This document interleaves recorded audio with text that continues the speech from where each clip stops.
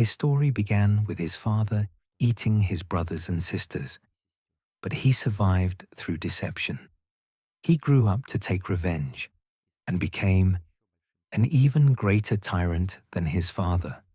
This is Zeus, but not the one you were told about in school. Forget the wise, bearded elder. We will show you a ruthless ruler who incinerated cities with lightning for a single crossword, an insatiable lover who stopped at nothing, using deception, shape-shifting, and violence, and a jealous God whose wrath fell not only on his enemies, but also on his own family, giving rise to a series of endless tragedies. How did he overthrow his father? How many children did he actually have, and who were their mothers? And what deed of his made even the immortal gods tremble? The answers to these questions will change your understanding of Greek mythology forever. Stay with us to see the true face of the King of Olympus in the thunderous chaos of the newborn universe, where stars were just learning to shine and matter itself was seeking its form. The fate of the world was decided not in a great battle of titans, but in the desperate lie of one mother. This is the story of how a chilling prophecy of doom gave birth to the most powerful of gods, whose name would become synonymous with power and the sky. This is the story of Zeus, but it begins long before his appearance, with his father Cronus. He was the youngest but most ambitious of the first generation of Titans. Not only divine blood flowed in his veins, but also the poison of resentment. He saw how his own father, Uranus, the primordial god of the sky, kept his children, the mighty Cyclopes and the 100-handed Hecatoncheires, imprisoned in the dark womb of the earth, fearing their power. And then Cronus, driven by a thirst for power and instigated by his mother Gaia, did the unthinkable. He rebelled against his creator, overthrew him from his throne, and proclaimed himself the supreme ruler of the cosmos. The cycle of betrayal had begun. Having seized the throne, Cronus reveled in his omnipotence. But the shadow of the past did not let him go. As soon as he tasted absolute power, the echo of his own actions reached him, a sinister prophecy.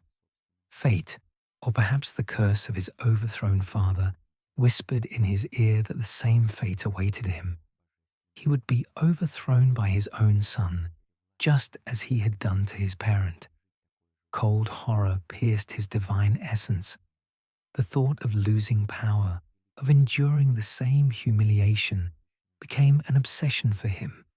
Fear, that great tyrant of souls, bred monstrous cruelty in him, transforming him from a ruler into a paranoid jailer of his own kind.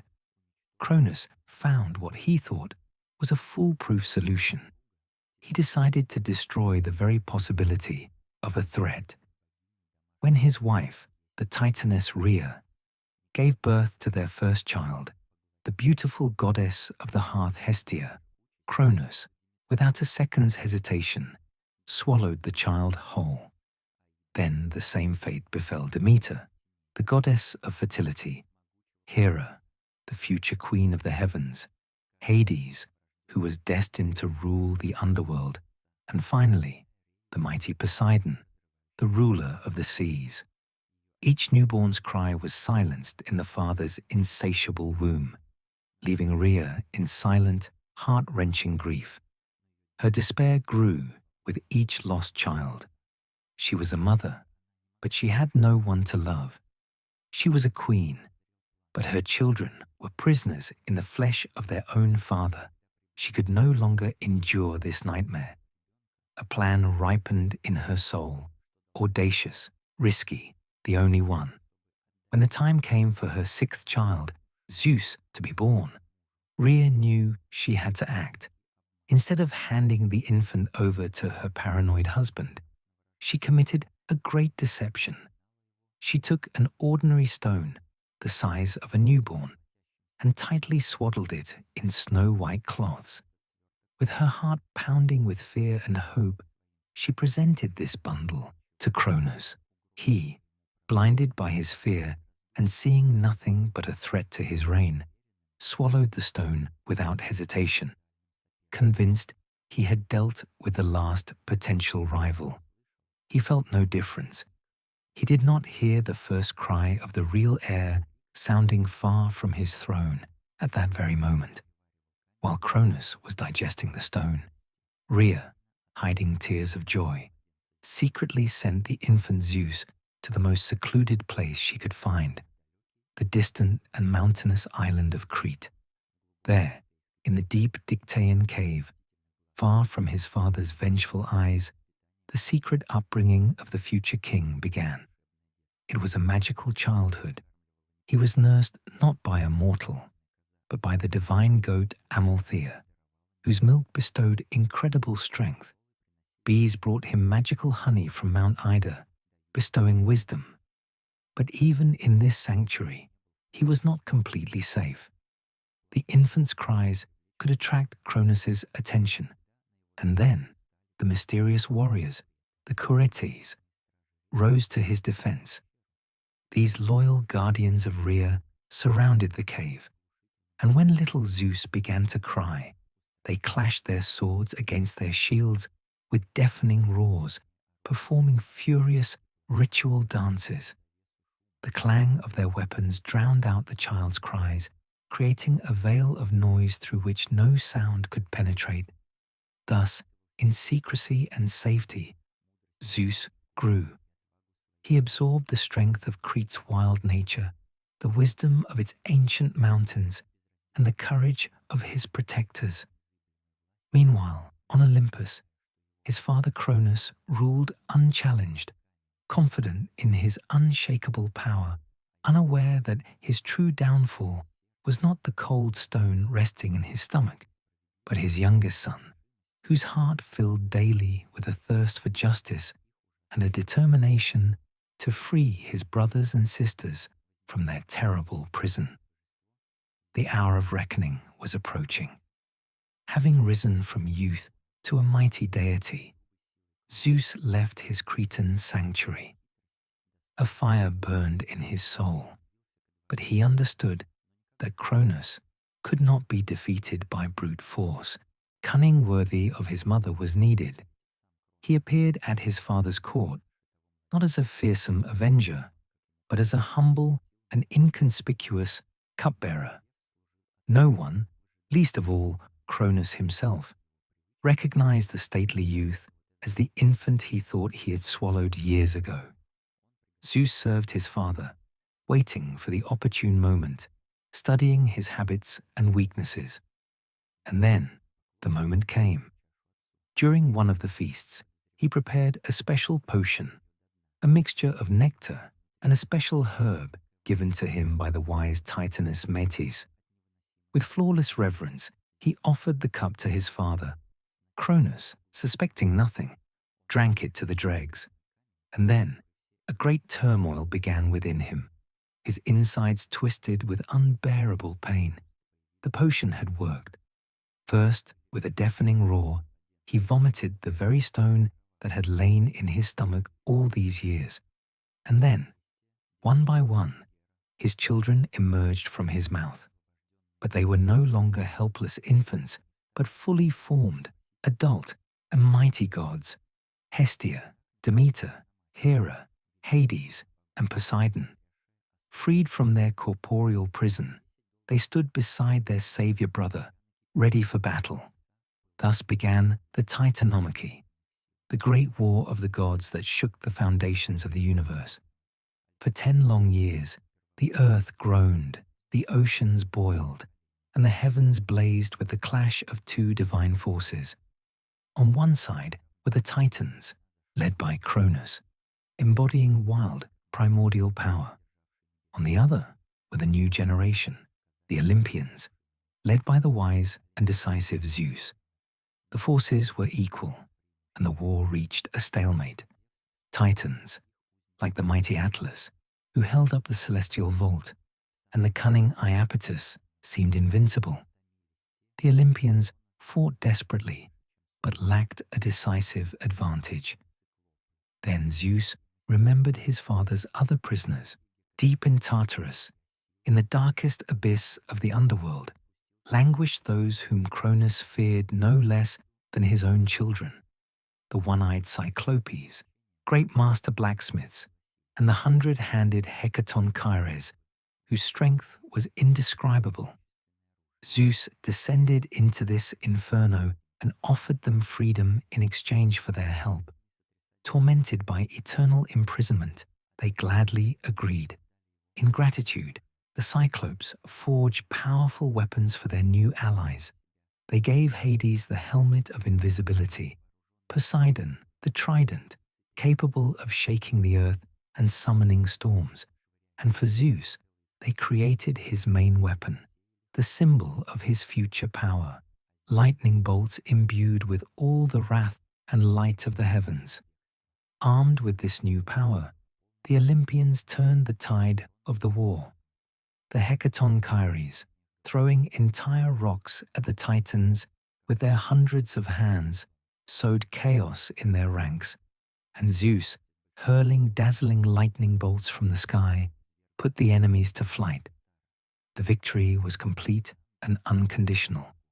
Cronus was overthrown. Some legends say that Zeus treated him the same way he had once treated his father, completing the cycle of violence. Along with most of the defeated Titans, Cronus was cast into the eternal prison of Tartarus, the very place where he had held his enemies. The age of the Titans ended. The world held its breath, awaiting a new order. But peace was short-lived. Gaia, the Earth Mother, was enraged. She had given birth to the Titans and loved them. Seeing her children imprisoned within her own depths in Tartarus, she decided to take revenge on the new generation of gods. From her flesh and the blood of Tartarus, she gave birth to new, even more terrible creatures, the giants. These were monstrous beings of colossal size, with shaggy hair and snakes for legs. They were born for one purpose: to overthrow the Olympians. Thus began the Second Great War. The Gigantomachy, the giants, led by their commanders Porphyrion and Alcyoneus, stormed Olympus, hurling rocks and burning trees at the heavens. Their fury seemed irrepressible. But this time, too, the gods had a secret weapon. There was a prophecy that the giants could not be defeated by the forces of the gods alone. They needed the help of a mortal hero to win, and that hero was already among them, Heracles, the illegitimate son of Zeus, whose strength was almost divine. The battle was terrifying. Each god fought his opponent. Poseidon, with his trident, broke off a piece of the island of Kos and hurled it at the giant polybotes. Apollo and Heracles together slew the giant Ephialtes, striking him in both eyes with arrows. But the crucial moment came when Porphyrion, the king of the giants, attempted to attack Hera. Zeus incinerated him with lightning, and Heracles finished him off with a poisoned arrow. One by one, with the help of the greatest of mortal heroes, the Olympians defeated all the giants. Zeus's final challenge was Typhon, Gaia's most terrible offspring, a 100-headed monster spewing fire. Their battle shook the universe, but here too, Zeus emerged victorious, hurling Mount Etna at the monster and imprisoning it beneath it forever. Now his power was undeniable. After the chaos of 2 wars, it was time for creation. 3 brothers, the 3 greatest powers of the new world, gathered to divide the universe. They decided not to fight for power, but to divide it by lot, so as not to repeat the bloody mistakes of the past. Zeus received the highest realm, the boundless sky and power over Mount Olympus, which became the abode of the new gods. He was proclaimed King of gods and men, the supreme ruler. His elder brother Poseidon received all the seas and oceans, with all their mysteries and riches. And the eldest, the dark and wise Hades, received the underworld, the realm of shadows, where the souls of the departed went. Thus the new order was established. On the summit of Olympus, the 12 principal gods reigned, forming the Olympian pantheon. Among them were Zeus's liberated sisters, Hestia, the keeper of the sacred fire, Demeter, who gave life to the fields, and the imperious Hera, who, despite the horrors she had endured, became his wife and queen of the heavens. Now that Zeus held the reins of power, the main question arose before him. What kind of ruler would he become? Would he be a tyrant like his father, or would he bring law and justice to the world? The answer to this question lay in the very symbols that from then on became inseparable from his image. Having become king, Zeus proved himself not only a formidable warrior, but also a wise legislator. His main task was to maintain order and harmony in the universe he had conquered. He became the supreme arbiter to whom both gods and mortals turned for judgment. His word was law, and his decisions were final.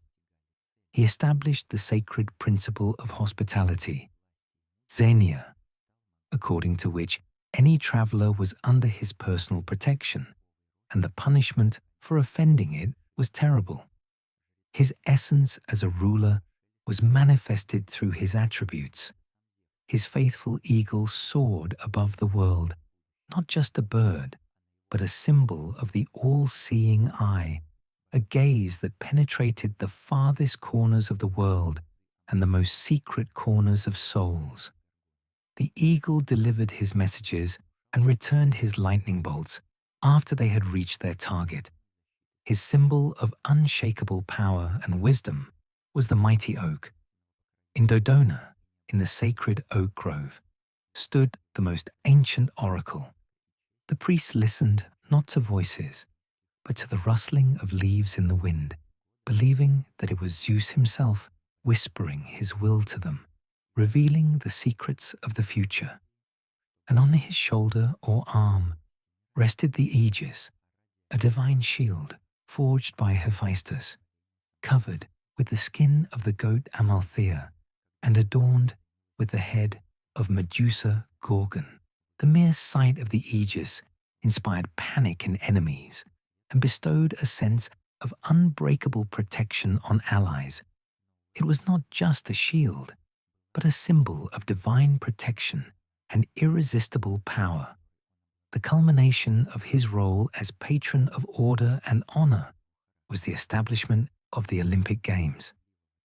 Once every 4 years, all wars between Greek city-states ceased, and the best athletes gathered in Olympia to compete in strength and agility, not for gold, but for an olive wreath, a symbol of peace and the favor of Zeus himself.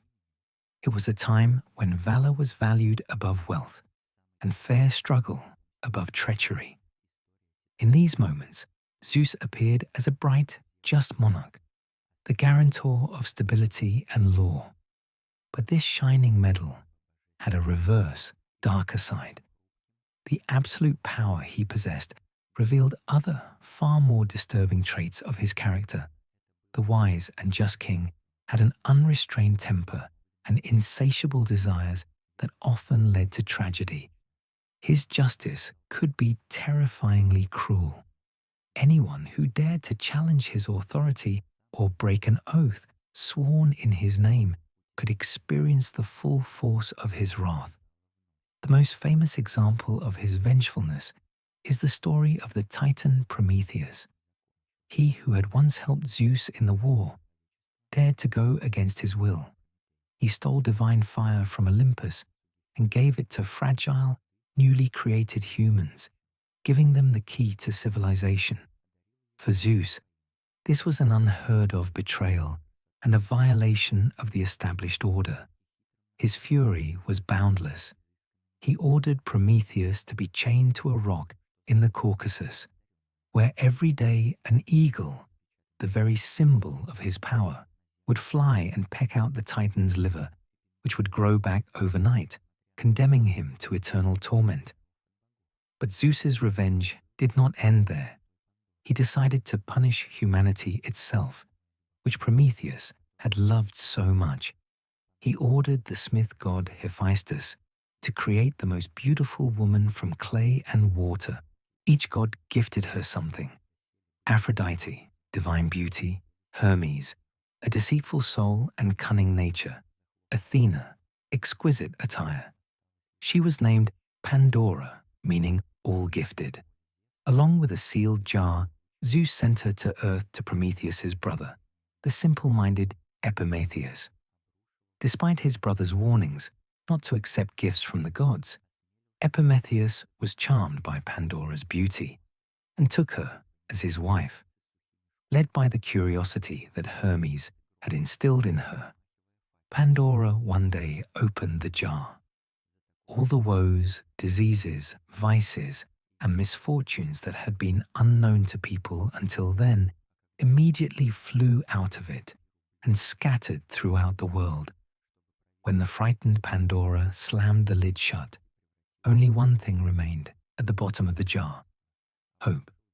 Thus, by Zeus's will, humanity received not only suffering, but also solace in it. His wrath fell not only on the gods.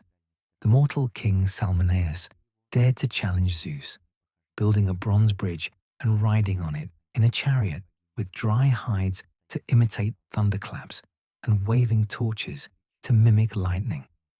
For such blasphemy, Zeus incinerated him and his entire city with a single real lightning bolt. And when King Lycaon served him a dish of human flesh at a feast to test his omniscience, Zeus, in a rage, turned him into a wolf and unleashed a great flood upon all of humanity, deciding to cleanse the earth of evil and start history anew, sparing only one pious couple. However, the darkest and most scandalous side of his nature was his countless love affairs. Being married to Hera, the goddess of marriage, he constantly broke his vows. His attraction knew no bounds. He pursued goddesses, nymphs, and mortal women. And to achieve his goal, he stopped at nothing. He was a master of deception and shape-shifting. To possess the beautiful Europa, a Phoenician princess, he transformed into a magnificent white bull with golden horns. Charmed by the gentle animal, she sat on his back, and he immediately carried her across the sea to Crete. For Queen Leda, he became a dazzling swan. To Danae, imprisoned in a dungeon, he entered as a shower of gold. Often, his pursuits brought not joy, but sorrow. The nymph Io, one of his lovers, he turned into a cow to hide her from Hera's wrath, condemning her to long wanderings and suffering. These actions painted a picture not so much of a wise king, as of a capricious and selfish tyrant whose desires stood above the fates and feelings of others.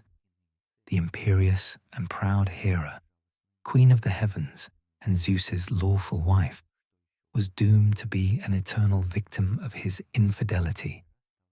As the goddess of marriage and family, she saw how her husband, the chief god of the pantheon, constantly defiled the very sacred institution she presided over. Her magnificent throne on Olympus was beautiful, but cold, and her heart was full of bitterness and jealousy. Each new affair of Zeus's was a personal insult to her and a blow to her status. Her wrath, unable to fall upon her all-powerful husband, found other targets. It turned into ruthless revenge directed at his lovers and, even more terribly, at their innocent children. Hera became a shadow pursuing the fruits of his infatuations. When the Titaness Leto was about to give birth to twins from Zeus, Apollo and Artemis, Hera cast a curse upon her. No piece of solid land illuminated by the sun could give her refuge. Leto wandered the world in agony until she found the floating island of Delos, which became the birthplace of the great gods. But the most famous victim of her hatred was Heracles, the son of Zeus, from the mortal woman Alcmene. From his very birth, Hera tried to destroy him. She sent 2 venomous snakes into his cradle, but the demigod infant easily strangled them.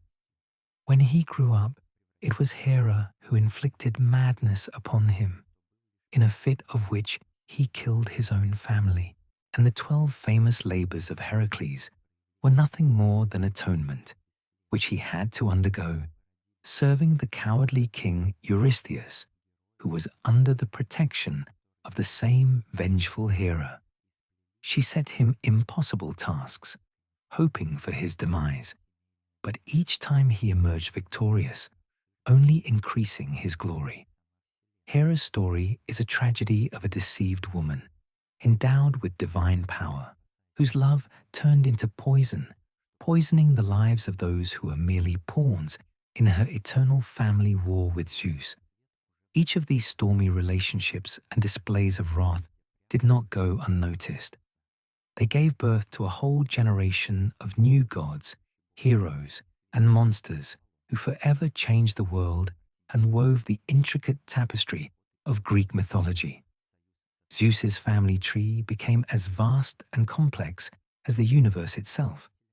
From his union with Metis, the Titaness of wisdom, whom he swallowed, fearing the prophecy of a son surpassing him, his beloved daughter, Athena, was born. She appeared in the world already an adult, in full battle armor, emerging directly from her father's head. From the aforementioned Leto were born Apollo, the radiant god of arts and light, and his twin sister Artemis, the eternally young goddess of the hunt and the moon. The union with the mortal Danae gave the world one of the greatest heroes, Perseus, the slayer of Medusa Gorgon. From Alcmene was born the mighty Heracles. From Semele, whom Zeus's true form incinerated, was born Dionysus, the god of wine and revelry. Zeus saved the premature infant, sewing him into his own thigh, and carried him to term. His daughter by Demeter, Persephone, became queen of the underworld, abducted by her uncle Hades. The goddess of memory, Mnemosyne, bore him the 9 muses, patrons of sciences and arts, and the goddess of justice, Themis, bore him the 3 fates, goddesses of destiny.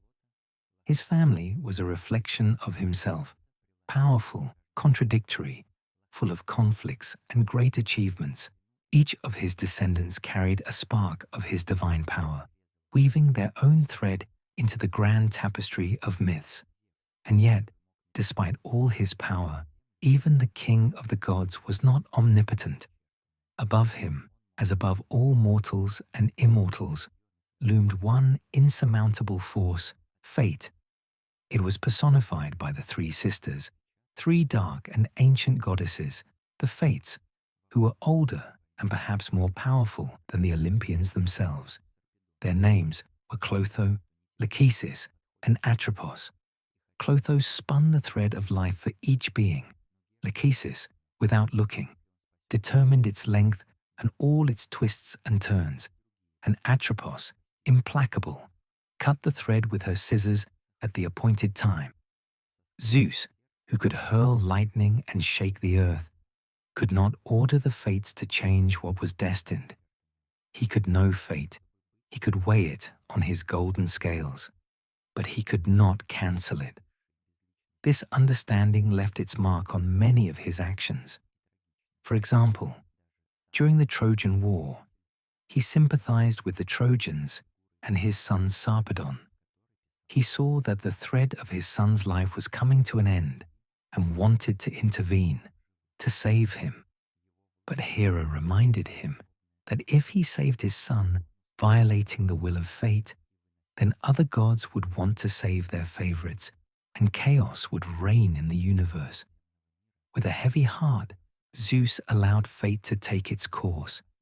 His power lay not in changing what was destined, but in being its wise executor and guarantor.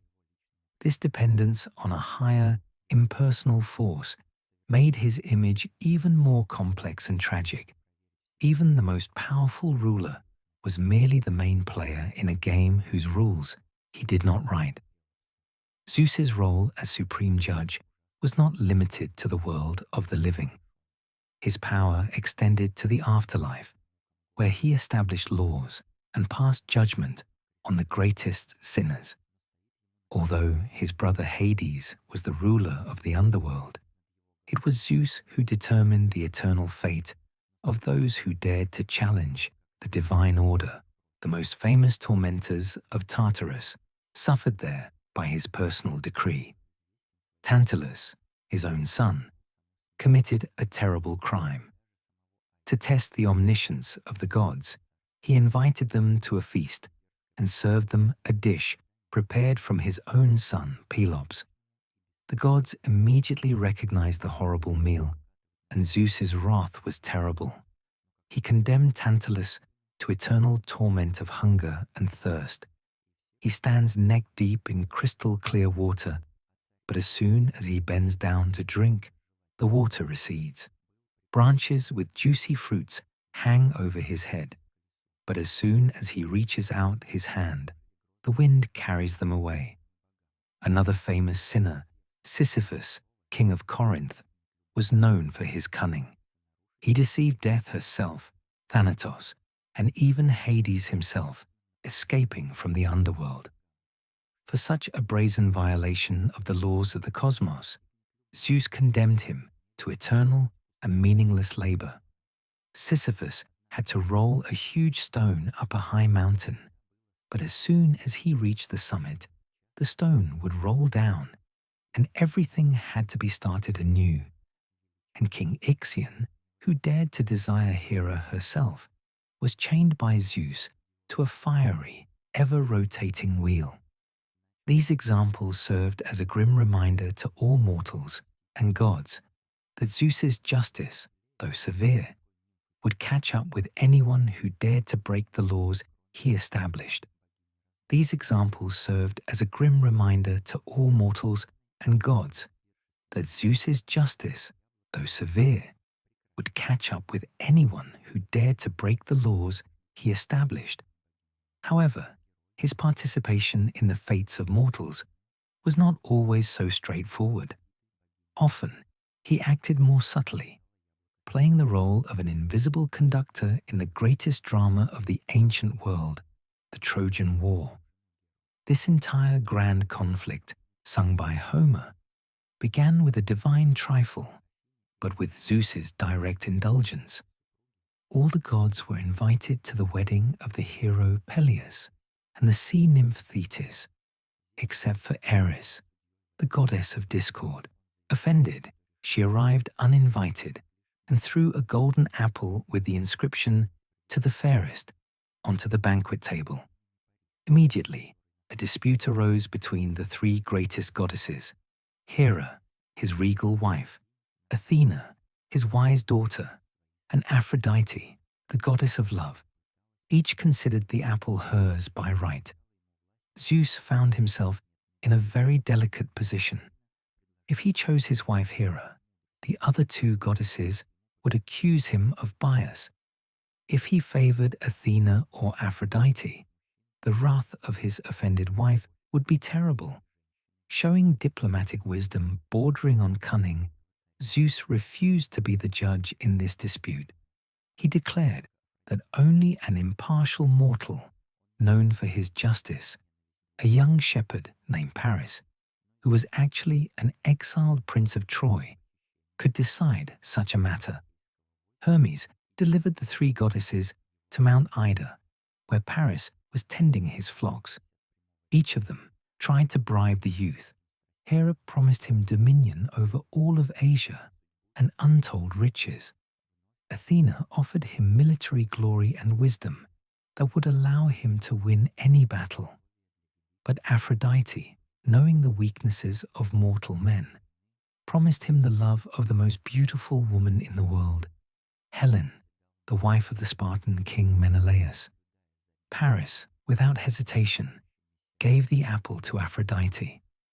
With this decision, he not only condemned himself to the hatred of the two most powerful goddesses, but also set in motion a chain of events that led to the abduction of Helen, the assembly of the Achaean army, and a 10-year siege of his native city. Zeus, by refraining from a direct decision, allowed human passions and divine vanity to determine the fate of entire nations, reaffirming his role as the supreme observer who merely sets the initial conditions for the great game of fate. Throughout the war, Zeus remained the supreme arbiter. He sat on the summit of Mount Ida, observing the battles unfolding on the plain below Troy.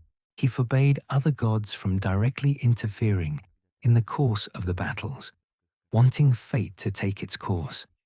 However, he himself did not always remain impartial. His sympathies leaned towards the Trojans and their valiant leader Hector. He even used his golden scales of destiny to weigh the fates of the Achaeans and Trojans. When the scales tipped in favor of the Greeks, he hurled his lightning at their camp, sowing panic and putting them to flight.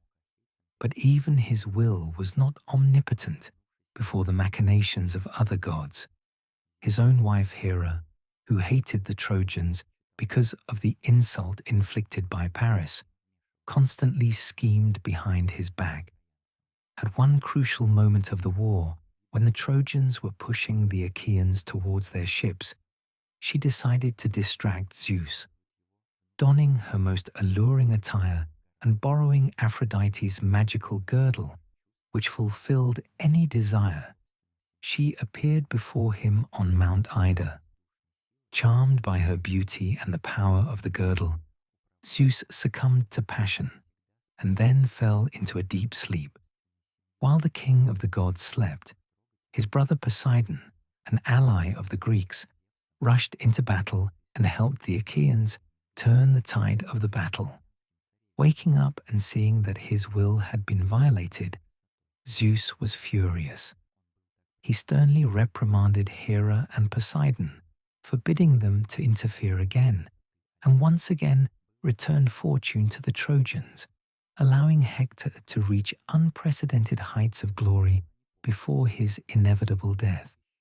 These swings of Zeus show his internal conflict.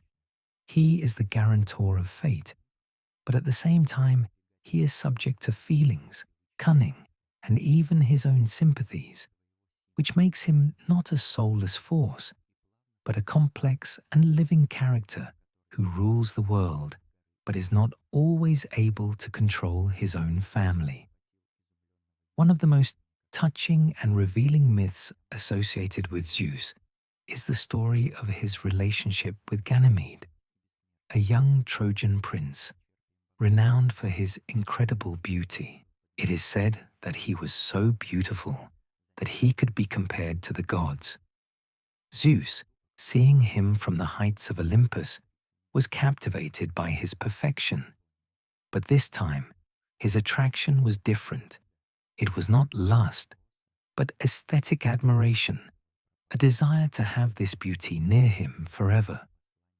Deciding to take the youth to Olympus, Zeus did not resort to deception or violence in the usual sense. He transformed into his symbol, a mighty eagle, and smoothly descended from the heavens to Ganymede, who was tending his flocks on the slopes of Mount Ida. The eagle carefully but firmly grasped the astonished youth with his talons and carried him straight to the summit of Olympus. There, Zeus granted Ganymede eternal youth and immortality, making him the cupbearer of the gods. From then on, he was to serve nectar and ambrosia to the gods at feasts, taking the place of Hebe, Hera's daughter. This act caused another fit of jealousy in the Queen of the Heavens, but Zeus was unyielding. To console Ganymede's father, the old king Tros, who was inconsolably mourning his lost son, Zeus sent his messenger, Hermes. Hermes conveyed to the king that his son had been honored with the greatest honor, to live among the gods, and as compensation, Zeus gifted Tros a pair of magnificent immortal horses, which were faster than the wind. The myth of Ganymede is multifaceted. On the one hand, it is a story of divine arbitrariness and abduction. On the other hand, it is a symbol of the ascension of mortal beauty to the divine level, as well as one of the central stories in Greek culture, explaining and legitimizing same-sex relationships, especially between an adult man and a youth. For Zeus, this was another way to assert his will. He takes what he considers beautiful and places it in his world, on Olympus, establishing new orders even in the divine hierarchy itself. Having completed the wars and established his power, Zeus became not just a ruler, but a source of laws and order, not only for humans, but also for the gods themselves. He distributed spheres of influence, or timai, among them, creating a clear hierarchical structure of the Olympian pantheon. To Apollo, he entrusted art, music, and prophecy. To his sister Artemis, wild nature and hunting. To Ares, his warlike son, he gave the brutal and bloody side of war, while his wise daughter Athena became the patroness of just and strategic war. Hephaestus received power over fire and blacksmithing, Hermes over trade, roads, and cunning. Zeus acted as the supreme judge in their disputes. When Apollo, in anger, killed the Cyclopes who had forged the lightning bolt with which Zeus had struck his son Asclepius, it was Zeus who determined his punishment, a year of service to a mortal king. When Ares was accused of killing Poseidon's son, Zeus established the world's first court on the hill in Athens, the Areopagus, where gods judged a god, laying the foundations of justice. He was the keeper of oaths. Any oath sworn by the waters of the river Styx was considered unbreakable even by him. A god who broke it faced terrible punishment. For a year, he lost his breath and voice, and then for 9 years, he was exiled from Olympus. By this, Zeus showed that even absolute power must obey immutable principles. But his order was not static. It was dynamic, evolving. He patronized heroes like Heracles and Perseus, seeing them as tools for fighting chaos and monsters left over from the previous era. Through their exploits, he cleansed the earth, making it safer for humans. He established laws of hospitality, punishing those who offended travelers, and laws of supplication, protecting those who sought refuge at altars. Thus, Zeus transformed from a mere usurper who overthrew his father into a complex, multi-layered legislator whose will, despite all his personal vices and whims, was ultimately aimed at creating and maintaining cosmic order, or cosmos, instead of primordial chaos. The deeds of Zeus, his children, and other gods did not remain mere oral traditions. They found eternal life in stone, clay, and the lines of great poems, becoming an integral part of human culture. His image, powerful and bearded, with a lightning bolt in his hand, became canonical. Temples were erected to him throughout the Greek world, but one of them surpassed all others. In Olympia, the birthplace of the games dedicated to him, stood the majestic temple of Zeus. Inside, it was one of the 7 wonders of the ancient world, a colossal statue of the god, created by the great sculptor Phidias. It was made of ivory and pure gold. Zeus sat on a throne, his figure so majestic and lifelike that, According to contemporaries, it seemed as if he would rise at any moment, and the roof of the temple would not withstand his height. Scenes from his life adorned countless painted vases and amphorae. Here he is defeating the Titans. Here he is abducting Europa. Here he is administering justice. Great poets made him the central character of their works. In Hesiod's Theogony, the story of his birth and rise to power is described in detail. And in Homer's epic poems, the Iliad and the Odyssey, Zeus appears as the supreme puppet master who observes the Trojan War from the summit of Olympus, sometimes intervening to direct the course of events, helping one side or the other, but always following the great plan of fate. This legacy did not disappear with the ancient world. It seeped through the centuries. The Romans identified him with their Jupiter, preserving almost all his myths, although their Jupiter was a more stern and state-oriented deity, reflecting Roman ideals of discipline and law. Renaissance and Baroque artists repeatedly turned to his image as a symbol of power and passion. His influence is alive today. We use expressions in speech that originate from his Roman name. In psychology, the term Zeus complex has emerged to describe a dominant, authoritarian personality type. In science, the largest planet in our solar system bears his name, Jupiter. And in modern pop culture, he has become a constant character in films, cartoons, books, and video games, from Disney's Hercules to Rick Riordan's Percy Jackson series, where his story continues to captivate new generations. He has proven that a true myth never dies.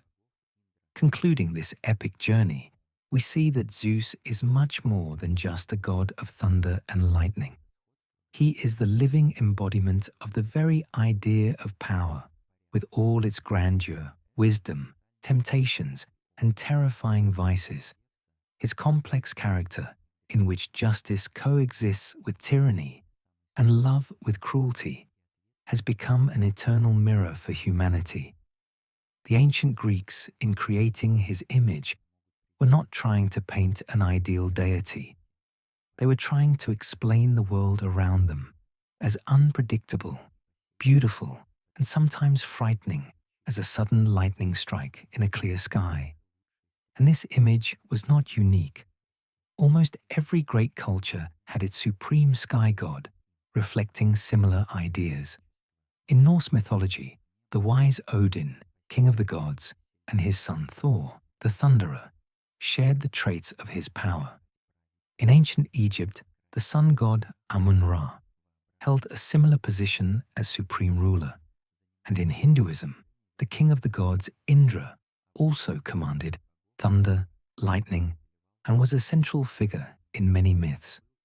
This similarity suggests that the desire to understand the nature of power, order, and chaos is a universal human experience. The story of Zeus is not just a collection of ancient tales. It is an eternal exploration of the very essence of power and the responsibility that comes with it. It is a story of how good intentions can lead to tragedy, and base passions can give birth to great heroes. He remains with us to this day, because in his contradictory figure, we recognize both our best aspirations for order and justice and our darkest, most destructive impulses. And as long as humanity gazes at the sky, trying to comprehend the mysteries of the universe and its own soul, the King of the gods will continue to reign there, in the boundless heavens of our imagination.